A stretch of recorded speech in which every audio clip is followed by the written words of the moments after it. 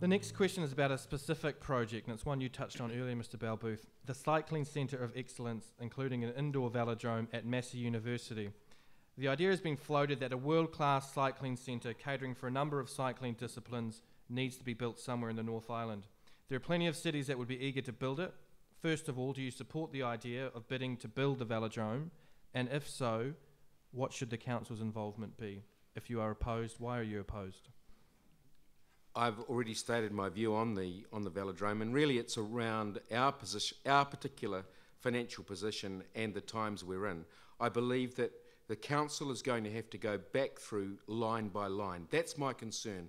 There's not enough detailed line by line examination of every project, and we're going to have to go through some that would be nice to have, and we're going to need to say, look, for another time they would be great, but right now they're not on the books. And so that's one of the ones that I would make a tough call on and say it's actually more important that we get Broadway running, because as a city we rely so heavily on the commercial rate take we get. The ratepayers are subsidised by the heavy penalty that commercial properties pay, and we need to make sure we underpin that with strong commercial activity. So rather than just a grant up to Massey, to another asset on another site, I would rather that we focus on dealing with that. And so for me, the velodrome is off the books at the moment. Do you see any commercial benefit in having the velodrome in the city?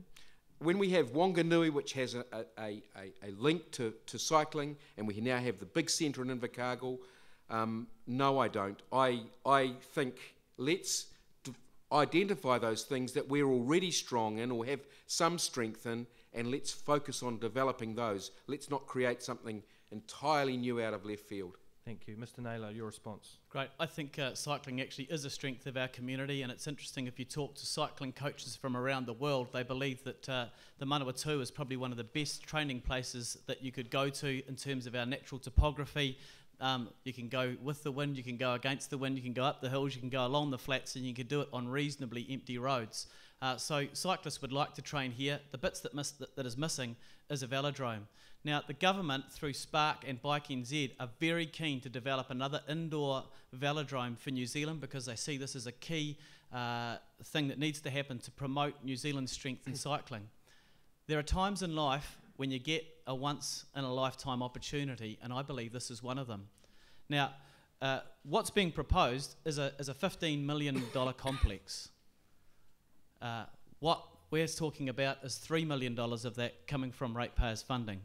Now, one of the things that I believe led to council unanimously supporting us putting in a bid for this is this.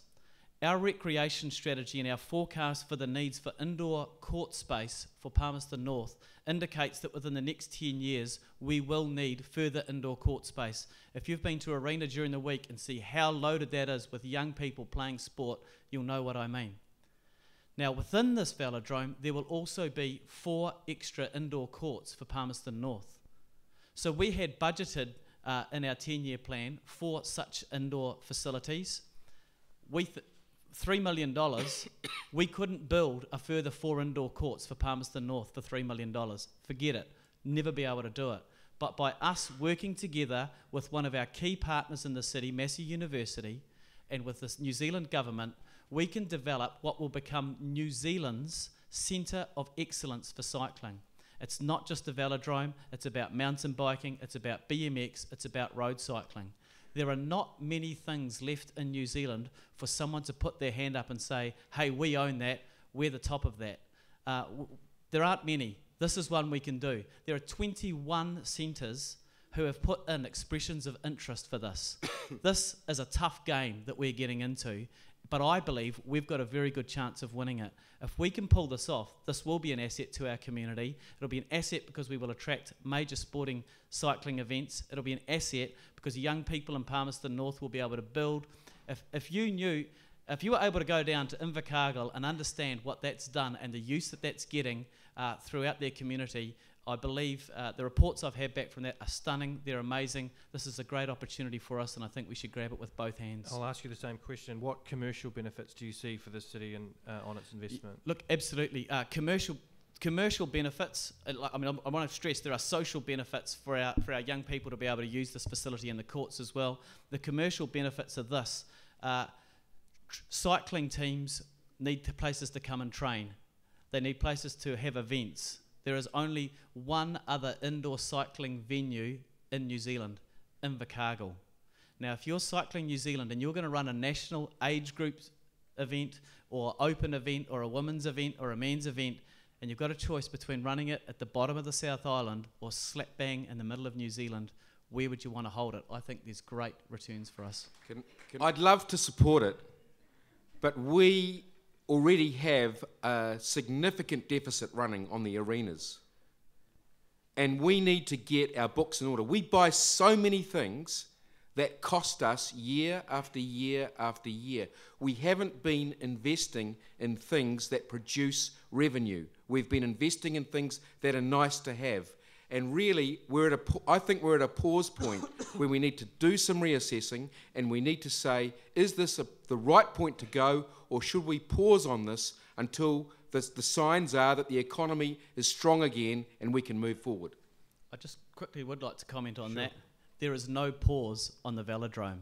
20 other centres are lining up for this thing, looking to make it happen. You put a pause on it, it's gone. I would say to you, and on that, Jono, that I believe if you ask John Key today, after Christchurch 10 days ago, is there a pause, he would say we have got ourselves a major new problem that we now have to deal with. So I think that Spark and everybody else is going to get another message called, we've got problems in Canterbury.